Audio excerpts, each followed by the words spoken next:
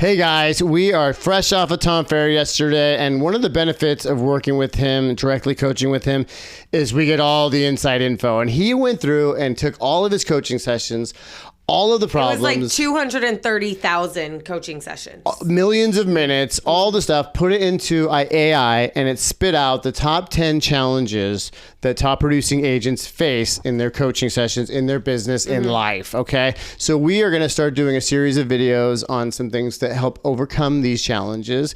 And coming in at number 1 was time scarcity and no white space in the calendar. Right. So, very fundamental, something we talk about all the time, but it was one of the number 1 challenges out of all of these coaching sessions was time blocking and not having enough time and no white space in the calendar. I mean, how many times have we said it like, oh my gosh, we just have no time today, or the whole day just went crazy right by us. Every minute was filled with something. Mm-hmm. And so whether you're top producing or you're trying to still build your business, your part in your calendar, there's so much to be filled. So really narrowing down on your time blocking and being so strict and so disciplined on what your activities are was one of the biggest things. So some things that they talked about kind of to help with that is, like, for me, when I time block, I put in what I'm doing personally first, like all my personal stuff, my gym time, my facial, massage, like dinner with the girlfriends, like all my personal stuff. Or on stuff. an annual level, like vacations, yeah, we 3 do days. Annual vacations, write down all of that stuff, and then you fill it in for like daily. So I think of it going from like yearly, monthly, weekly, daily, right? Like that's how. And like I the think big of it. rocks, and then the pebbles, and then the sand, right? Exactly. To And fill so in your like calendar. daily, you have to have those islands of things that you're doing productive, like whether you're using the, like the Pomodoro technique where 25 minutes on, 5 minutes off, or you have 30 minutes of focused work, then you go on a 10-minute walk and come back, and you have those islands. But if you don't have those islands in your pocket, then you're just whimsical to the day, right? Exactly. It's like driving to New York without a road map. You're going to run into Mexico. You're going to run into Canada. You might get there, but it's not the most efficient route. And a little deeper dive into that is this activity moving a deal forward? Is it revenue generating, or am I seeking reassurance? Yeah. Am I seeking comfort? Because that is when you're getting the most out of your time, is when you're going direct for the deal, for revenue. And that's pretty polarizing. Is this, is this recreational, or is this revenue generating? That's a way to be really, really diligent with yourself. Right. And you have to have both. Like you have do. to have your recreational, you have to have your family time, because that was something else, which in another one we'll talk about. Remember, they talked about not having enough personal time, not having enough family time, because we get so caught up. I mean, there's days where we're out of the house at 7 and we're not home till 7, and that's just that day. But we still find those pockets of family time because we spend vacations with our families, we have personal time with our families, but that all comes down to the time blocking. Exactly. And you said something really good, making those decisions. That kind of leads us into number 2. Okay, what's number 2? The decision fatigue. We are so just like, well, is this going to work, or should I try this, or how should I? Like what to wear? What do I eat? What should I eat? Like, oh my God, this is the fight between my boyfriend and I every time he's home. What do you eat? What do we? And then he says something. I'm like, no. And then, but I don't care. I don't care what we eat. But oh no, that. But not sushi. No, not sushi. I don't want well, how about that. Thai? No, I just had Thai. What about burritos? Oh, too heavy. Chick-fil-A. No, all the things, right? All the things. Well, it goes down to wardrobe. Where am I going? Who am I meeting? What am I eating? Like, if you can then systematize and make a routine out of a lot of that stuff and take the decisions away, you'll get more out of your time. Right. Well, and that kind of goes back into time blocking, though. And I feel like that's why time blocking was number 1. And one of the fundamental problems is because we have all these decisions we have to make, and we have no time to make them. Like, Exactly. the food, making your food, meal prepping. I probably meal prep about 3 to 4 meals a week because I'm not really big on having food sitting. I mean, you guys know this. I don't want to eat food that's been sitting there for 5 days. Like, I don't want to put it in the microwave or reheat it. Like, that's just not how I like to do things. But I'll meal prep a couple out of it. So whether it's doing that for 3 nights out of the week, just so on those busy nights, when you are busy, you have don't a have to fallback. You don't have to think about it. So something I heard recently was always pick your fallback. So when you do have all these decisions or things to make, that's where having these, always have a fallback. So on a busy night, always have a fallback or have a system of like, hey, I know I can, this is my go-to on a busy night. Have 2 to 3 things that you could have always on the fridge. It takes ready the to brain go. out of it and that fatigue out of it. Yeah. When you think about working out, like, getting my workout Am I clothes doing together. chest and tries? Or am I doing back and buys? What am I doing? Pick already 3. Have it on your fallback. No, like our clothes are already out. Push, pull, leg day. Like have it planned out. So the deeper dive is create an operating system. So if you know Monday's pipeline review, Tuesday's sphere of influence, Wednesday's circle dialing, Thursday's for B2B, and Friday is kind of miscellaneous, then you don't have to show up to Monday and say, what am I doing today? What am I doing today? Or what am I wearing? Yeah. It's like, who's the guy that wore the black turtleneck all the time? Oh, Steve Jobs. Guess why he did that?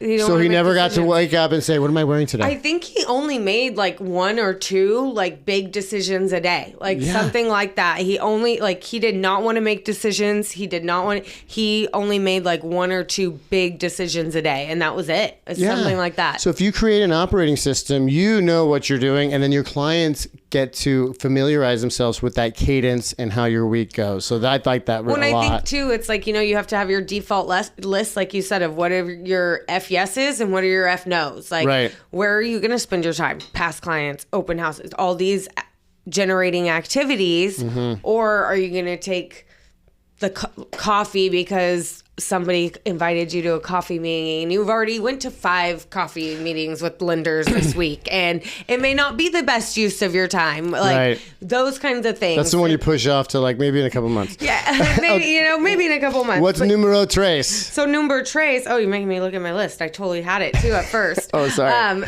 So you kind of led into it again. You're great at leading into these. I'm sorry. You talked about the systemization. Segue. The systemization. So systemization of things. So like batch communication. Those are things. So I think of like marketing, really, like our brand. That was one of the big things that we saw of what high producing agents out of these 230,000 coaching sessions. So that I feel like leads to that is how are you getting your message out to these widespread communications? What are you doing? So they could be batching videos. That could be just like having certain time blocked hours of prospecting, of nurture, of open houses, of leveraged events, etc. But having metrics assigned to it, right? Like you said, going back to the fundamentals of time blocking, but maybe you're having 3 windows a week where it's 9:30 to 10:30 and you have to send out 25 text messages during that window. Yeah, and this one, the deeper dive says, kill the availability equals value myth. Now, we say a lot that the best ability is availability, but that doesn't mean you can't be in the middle of something because guess what? Dentists, doctors, lawyers, you're going to go up to an attorney in court and be like, hey, I need you right now. And what are they going to do? They're going to be like, dude, you're off your rocker. Like, I'll talk to you next week. I can't get a doctor's appointment with my doctor for like 4 weeks. So why do we feel bad about running our business like that? Like a business, right? So the availability equals value. We think, well, I have to be there when they call. That's not exactly accurate. You have to be there to follow up after you're done with what you're doing. Like you can be time blocked. So it says that the agents aren't more available, they're more contained, meaning they know what they're doing when they're doing it. So when that inbound call comes, they can just push it to the end of whatever they're doing and get right back to them. So they're still available and there is a lot of value there, but they place a higher priority value on what they're intentionally doing in that time block space. Well, that's just like setting the boundaries, right? You have to set the boundaries on your business or you're going to be doing things 10 o'clock at night, 9 o'clock at night, answering calls.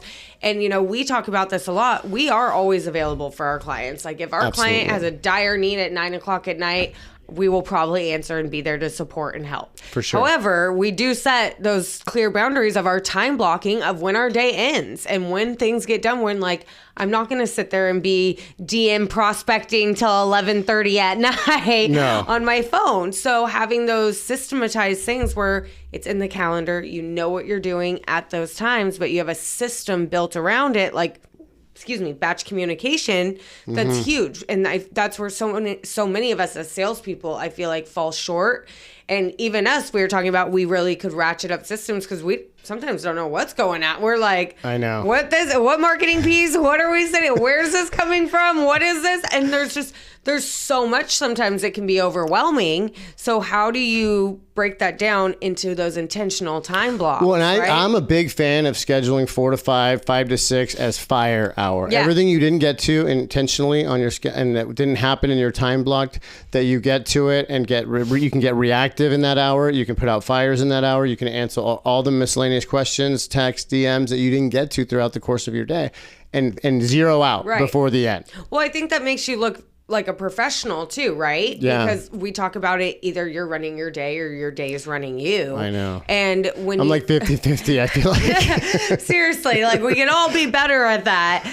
We're right here alongside you. But I feel like that's what, when you get these incoming calls, or if somebody is like, oh, can we meet at 10 o'clock today? And that's your designated prospecting time, or you already have something.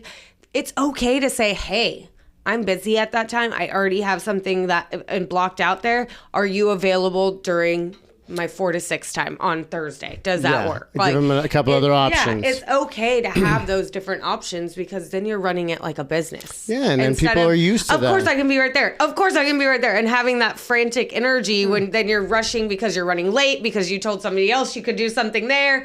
So it really just instills running it as a business. And you're training your people, your clients, your customers that you're a professional. Yeah. That you probably have things going on for the foreseeable future, but we can make some time according to my schedule. What is number 4? So, talking about systems and building those things out, what are 3 of them that you could do that would be systematizable? So that's where a lot of people struggle. So not only building out the batch communication of when am I doing it? When am I making these 25 calls? When am I doing these 25 things? But what is a system like? I would think of a CRM. Very basic, but people, sometimes we meet with hundreds of agents and they're like, ooh. I haven't picked one yet. Yeah, or what CRM do you recommend? Or the worst is, what's a CRM? We've heard that one, but I think that's one of the most important things that so many of us fall short on is having those built-in repeatable campaigns going out. How are we having those systemized processes of when I meet with a buyer? What is my SOP every single time? Exactly. What's my standard operating procedure every time I go into a listing appointment? Yeah. We have to build these operational things, because then we don't have to think as much. It builds in efficiencies. Like after a meeting, there's an email that goes out, there's a follow-up drip, there's a call, so we have systems for that, because we aren't smart enough to remember every step of the way. Oh my so gosh, no. You make an SOP. And it's still not perfect. It's really not perfect, but we have systems and the creation of systems, and as you get busier, you build in some of these efficiencies. So it's not like you build more day. That's not possible. You just build better systems so that you're getting more out of your day. I like the deeper dive talks about create a personal triage filter. So before you do anything, it has to pass through one of these gates. Does it move a deal forward? Does it strengthen a key relationship? Does it prevent a real problem? Does it generate future business? So those, just as a quick litmus test, so if it's an old sorority sister that just wants to meet and have brunch and champagne, I want to do that. I want to do that on Saturday. Right. I don't want to do that on Tuesday at 2 o'clock. 2 o'clock, right? I got to be prospecting. Yeah, So, well, and then your whole week's, as we know, as we get older, Tuesday at 2 o'clock, you're going to feel that till Thursday. If you don't have any standards, then anything goes. Right? If you don't know where you're going, any road will take you there. So you have to kind of have a sense of what's my mission, what's my objective, what are the things that are going to get me to that objective, and then screen all the other stuff out. Because I'm a people pleaser, so I want to take that meeting and I want to go over that. And the next thing you know, I'm triple booked, and I can't go to any of them. Yeah. And so I have to be really, really discipline equals freedom. A little bit of discipline and a regimen to follow gives me freedom in other areas of my life. Because when 6:30 hits, we don't have to think about work because we left it all on the field that day. And we have those built-in systems of auto communication. Like we have a non-directing client system where when somebody didn't direct us the deal, but they go into our CRM and to follow us and we follow up boss, and we have a repeatable system every single time that they get the email, they get the text message, they get the phone call from us, all those things that we do every single time. And so whether we don't have to hit the big green button. So whether if it's just you building out a checklist for 3 daily activities to do, it's starting somewhere to have some kind of system wrapped behind some direction, systematizing, and then do the things on the list. Like, so don't time block and then ignore it, right? You got to do the things that your calendar says you're doing. I'm like, oh, this Ryan guy's real busy. Like, imagine if I did all that. Okay, so what is number 5? Number 5 on mine is to create forced white space. So again, the realtor, the number 1 challenge was time scarcity, no white space. So I take that as no leisure time, recreation time, veg time, spa time, whatever. So it says create forced, actually calendar date night, calendar beach day, calendar golf, calendar pickleball, calendar time where you're not using this and you're not trying to make that, and you're just having fun with people you love and enjoying life, because look, we don't have a second go round. No. Like, we got to build some life into our crazy lives, because we always think like when I arrive at, or when I get to this number, or when I'm at this age, I'll go tour Europe. I'll go I'll climb a mountain. We got to build that in now. Like, what did Tom say? He was like, I'm 55. I probably only got a handful of more good summers in front of me. Like, when you hear that kind of stuff, you're like, oh shit. Like, that hits. I'm 50 this year, so I got what, 20 solid summers where I can go. He's got 50. He's gonna be good. But when I can scale the Alps, or when I can jump off a cliff, or you know, we can't keep waiting and say like, oh, we'll do that tomorrow. Those kinds of things. But I think also that forced white space, when you have those moments of like clarity, of like not having to do anything, of like, oh, I can relax. I can take. That's where you have some of your best creative moments. Yes, like, the right brain like wakes up. Yeah, that's when you actually can start thinking clearer and be like, oh, I could build this out. I know some of my best ideas came from just walking my dog without my phone and just like sitting there, kind of just like almost in like kind of just a blase like moment. But so it's like, I have to wait for Saturday and Sunday to do that, or can I just go for a walk on Tuesday at 3:00 if I need that, or can I do it at any time? Anytime. Okay. And you know, it's so funny because we're such like kind of people that are always like, okay, let's do this. We're kind of goers, but I think of like that white space and that creativity. Like, I think of Greg, where sometimes he's just quiet downstairs in his studio, like not do, and I'm like, what are you doing down there? Like, what are you just like staring at the wall? And he's like, no, I'm thinking. Like, I'm thinking of something like this. I'm trying to do this, or how would I put this together? And I'm like, we think way too differently. Like, I'm the lost art of thinking. I'm like, I have to sit there with paper and I have to be like, oh, and scratch that and move that. But like, he's like, no, I'm just thinking. Like, I'm just what trying was to Rob think of say? Rob says, force yourself for 10 minutes to sit there on the couch with no music, no podcast, no nothing, phone on Do Not Disturb. And just sit there and think. Yeah.